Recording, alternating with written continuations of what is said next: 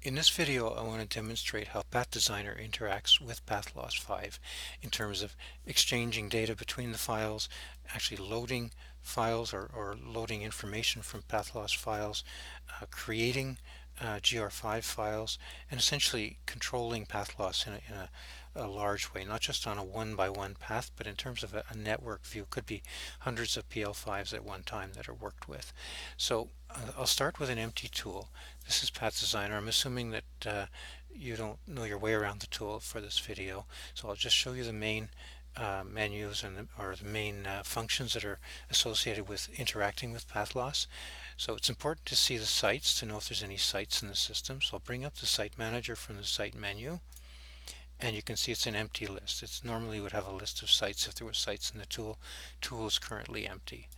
The same for the paths. It's empty. It's another large list of paths that have many views. We'll show a few of those later. There's also some equipment editors. The radio manager is here, and it's empty also. So I'm working with an empty manager, or an empty tool rather. There's also managers for antennas and lines, and I won't go there for the moment. So I'm going to start by loading some PathLoss files, assuming that somebody has given me some PathLoss files, they've done some work, and I'm going to load it as my starting point in terms of continuing the design. So in this folder on the right here, I have some sample PL5s that were given to me.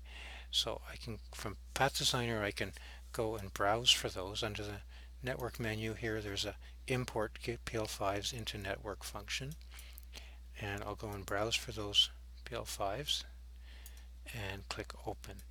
What that will do is it will create the path definitions, the site definitions, and all of the equipment definitions that it extracted from those PL5s. So essentially I'll have loaded the network from all those PL5s into PathDesigner. So if I go look at the paths, we'll see there's now paths, there's a path list. And the end sites are here, site A and site B, and then there's a little bit of information about them in this view. This is a high-level list view. I can also look at the list of sites that came in. You can see them here on the left. There's not much other information because PathLoss does not contain a lot of information about sites. There are editors behind this that show things like coordinates and elevation and a whole raft of other information, but as I say, not much comes out of PathLoss except perhaps for coordinates and elevations and such. So now the other place we can look at things that came in was the radio manager. So this is the radio manager. These are the radios that it extracted from the PL5s that it read in with the modulations for each of them. So these are adaptive modulation radios, so there's many possible modulations. Now if I look in the paths and I choose, actually these all came in locked, I should mention. So I'm going to unlock them. I just select them and click unlock here. The lock is a good protection for data until you're ready to edit it. Things do come in locked. Now if I double click on one of these paths, so I'll click on this one here, it'll bring up the detail editor for the paths, and you can see that there's a site A on the left and a site B on the right. In the center there's site A radio and site B radio with the associated modulations. Antennas are down below. Just to the left there's site A main, site B main is to the right here, and then if there was diversity it would be in these spaces, and if there was waveguide this would be filled in here as well. So these are what came out of those PL5s that were imported, that was extracted from them. Now at the bottom of this form, again I won't go through the details, we'd be here a long time, but at the bottom there's a function area for PathLoss. If I click on go to PL5, it'll open the PathLoss 5 file for this specific path. And if I click on the radio and PathLoss, I can see this IAP AMR18G is the same radio, and you can see the modulation is 256 QAM, which is what this modulation is here. So it's just to show you that what came into the tool aligns with the PathLoss file. So you can go back and forth simply by clicking on this button. Now the next thing I would show you in here is that if I have an empty, basically the paths exist in the tool, but there's no equipment. I have an empty path in terms of equipment, that I can read the equipment directly from the paths which are already part, or the PL5s which are part of the network. So I'll just clear them out here, and same with the antennas, and I'll save them. So that means that this particular path in PathDesigner has no equipment in it.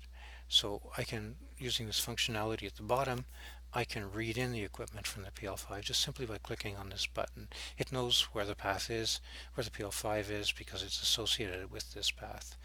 I click on this and it reads it in, and in a moment you can see that the radio was populated here and the antenna was populated here. It was not saved. One of the pop-ups I quickly clicked on tells me it wasn't saved, but they're loaded, so I just had to save here. So that's how I read in information to the PathLoss file. If I go to the PathLoss file and clear out the equipment in the PathLoss file, I can then write in the other direction from PathDesigner. Now, so in here, I can say clear this guy out. Not sure how you would clear it out completely. Maybe erase, erase, erase. There's a function in PathDesigner to do this through a menu. No, it still keeps all this stuff, but essentially I did erase some of it. I'll show you a different way to do it. It's going to be more effective. With the path selected here, I have an equipment menu which allows me to clear the PL5 equipment. So that's probably a better way to do it because it clears everything. And so now if from this particular path, if I go open it, you can see it's empty. So that's a lot easier than manually trying to clear stuff out. But I still have equipment here in my PathDesigner path details. And so I can write that equipment to the PathLoss file. I just click on the Save to PL5 button here. I should point out it also writes other things like antenna center lines and so on, as I said earlier. So Save to PL5, writes notes also. There's a lot of notes that go into the PathLoss file if you have them. Now if I open the PathLoss file, you can see everything's back where it was. And if I look at the radio type, you can see it aligns. So that's what I've basically just shown you, is the two directions of reading and writing between PathLoss and PathDesigner for a single path. This can be done in bulk as well. So if I choose in my Path Manager, I could choose, whichever paths I'm interested in. I could choose them all for that matter.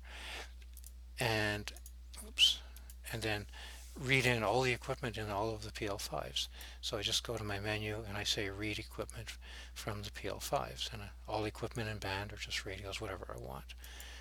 And it'll do that. And if the equipment that comes in is not in the managers, the radio equipment and the antenna and waveguide managers, if they're not in those managers, they will also be populated, or they may be updated. In fact, they will be updated with the specs from the PL5s as they come in.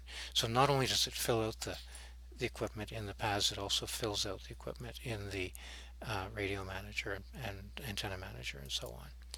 So that's how you can do it in bulk. And in reverse, if I want to write equipment, I could just select whichever paths I want and just say write. And essentially it's the same process in reverse. Now, in this view, we're looking at an equipment view here. There's several views. In this view, we can see PathDesigner radio. There's PathLoss radio, and the same with antennas on the right here. Sometimes this is not updated because somebody's gone in and manually adjusted a PathLoss file, for example. So this wouldn't have no way to know, but you can scan the PL5s and update this view. So you just click on scan and tell it to do them all, and essentially it goes and it reads all the PL5s in the system associated with this project, in other words these 8 paths, and updates them. And so these entries here, and the same for the antennas, are all updated automatically. Now the other thing I can do, other than reading and writing to PathLoss files, is I can read in PathLoss equipment files.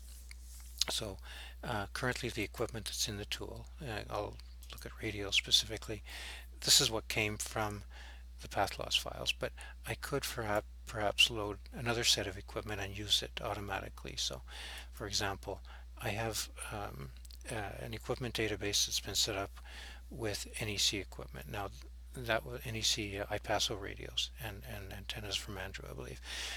these were created, this database was created by reading in RSD files, and I may show you that at the end because it's a little more complicated, but I'll start by loading an equipment database.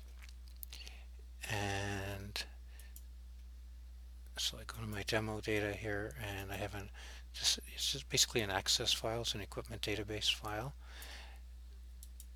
and I load it. There's 101 radios in here, quite a number of antennas, I believe, as well. So all of those are coming into my managers. They're not touching the paths or the PL5s at this point, but they're coming into the radio and antenna and waveguide managers.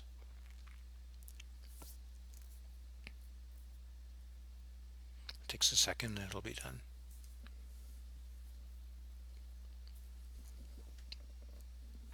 Okay, so if I go look at my radio manager, for example, these are what I brought in. So there's 101 radios, as I said, and each one of them has 5 or 6 modulations associated with them. So in any of the paths, now that I go into the path here, I can choose the band that I want to work in. This looks like it's 18 gig. And then I can choose the radio. So I can manually do this, just choose from the new list that I brought in. And the same with the antennas. So I can go through this exercise manually, one link at a time. There's better ways of doing it. So the next better way is I could say, well, I want to do them all. So I could choose all of my paths, and I go into the global edit, which allows me to set them all at one time. So I set them all to 18 gig, and I choose all the radios. Oops, I have to set the configuration, unprotected, and then I can choose the radios. So, and then I would just save, and they will all get set with that radio. So that's the second way to do it. The easiest and perhaps most efficient and really truly the best way to do it is to use the solver for equipment. So there's an equipment solver here. Apply equipment under the equipment menu. It will find the best solution in terms of equipment and combinations of radios and antennas. So perhaps a low power radio with a big antenna is a good solution, but maybe a better solution is a low power radio with a larger antenna or smaller, whichever, all those combinations. So I start by setting my objective. I'll use 99.99.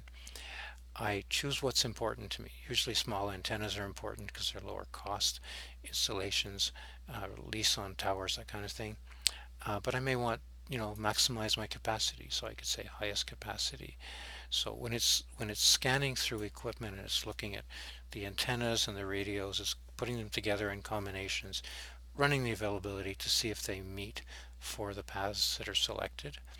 And if they meet this objective, then they're a potential solution, and then it would compare that combination of antennas and radios with other solutions that it's looked at. And if the new one has lower antennas in this particular example, smaller antennas, it would use the new solution. But if the antennas were the same size as the best other solution, then it would look at the next priority, which is highest capacity. So it would say, well, which of the two radios or combinations works best? So it goes through that exercise of choosing the best solution based on these priorities. In order to go through the exercise of matching up equipment to find the best solution, you have to tell it what equipment you want it to use. So you can go into the radio manager and select specific radios. I want this one, oops, say this guy. So I can choose them as I wish. That's one way to do it. And same for the antennas and the waveguide. A more interesting way is to look at them all. So there's a button here that says select them all. So it will then select all the radios and all the antennas and all the waveguides as possible solutions. It'll also choose the right band if I don't mind it changing band. So I could have it choose the best band to make this work well, or I could have it not change the band. If I absolutely have to operate in the band I've set it for, I can do that. So, and there's quite a number of other options here, but essentially after I've gone through that exercise, I just say solve, and it runs through all the combinations of all the equipment in the tool. As I say, 101 radios in this particular example, and I'm not sure how many antennas, but it makes an awful lot of combinations, and it's testing every single combination to see if it works for this path to meet that availability. It also looks at capacity. If the capacity has been set on the path as, requiring a minimum of 100 megabits, for example, it'll make sure the radio that's selected meets that requirement. And it comes up with a solution. It gives the best equipment, and it tells me it's found the best solution here. So if I go back to my path manager and I look at here, you can see the radios that it found. And if I want to look at an individual one, just double click it, bring up my detail editor, and it found this 64 QAM radio with 1-foot antennas, because I asked for smallest antennas. So that's my solution that it found, and it did it for every single path that was selected. So it's pretty quick that way. If I look at the PL5 again, you can see that we still have this original AMR18G radio, but I can write this equipment to the PL5, and I can do that just from here, or I can do it from my menu. So I can say write here, radios, I'll do all equipment, and then if I open this guy up and go to the PL5 and look, you can see it's this radio that it found as the best solution. So it works really well in terms of finding the absolute best solution based on the criteria. The other thing I'm probably not going to show you because it's a bit long as a process, but I'll show you the menu, is we can read in RSD files, which is the detailed data spec files from PathLoss for the radios. RAF is a text version of it. These are some lookup files, RAD and MRD files that PathLoss generates you can use.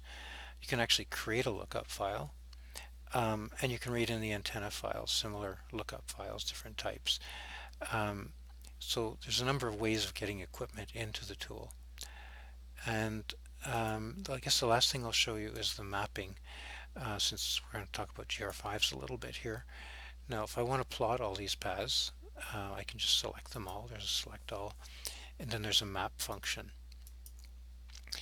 Plot GR5. I can do other kinds of maps, ArcMap, Bing Maps, Google Earth Maps, various versions of it, topo files for survey work, that kind of thing.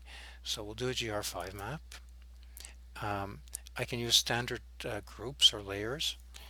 These are the standards that we define, but you can also set up customized layering systems.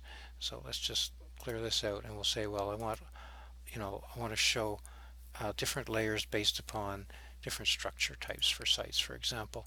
And for paths, I want to see, I don't know, the path clearance status, in terms of is it blocked or not. Although I haven't analyzed these, they're all going to be clear, but that would be the idea.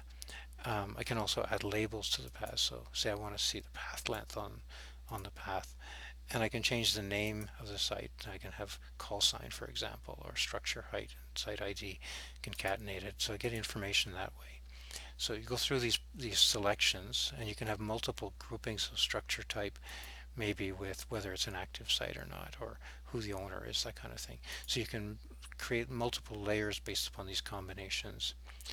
I then click the plot button.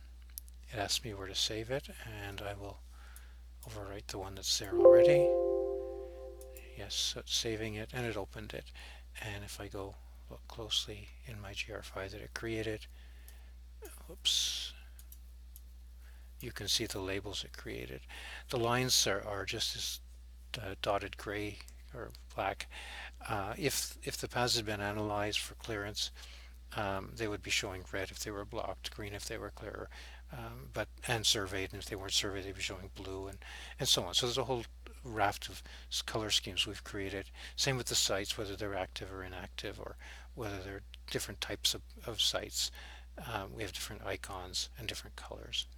So we can create GR5s, simply by going through that process. We can also read GR5s, and I don't have a good example at the moment, but there is a way to read in the GR5. So if you don't have anything but a GR5, you can go and read it in. It'll define the paths and the sites based upon whatever information is in the GR5 that's available. And you can also edit your GR5 manually. You have to stay with certain standards that it'll recognize, but if you manually go and say you create a new link between two sites in your GR5 graphically, you can go and read that in, and it becomes part of the network in PathDesigner. Okay, so I think that gives you a pretty good idea of what we can do interacting with PathLoss. There are more functions, but this is kind of the most important that I've shown you. So I hope this has been helpful. Thank you.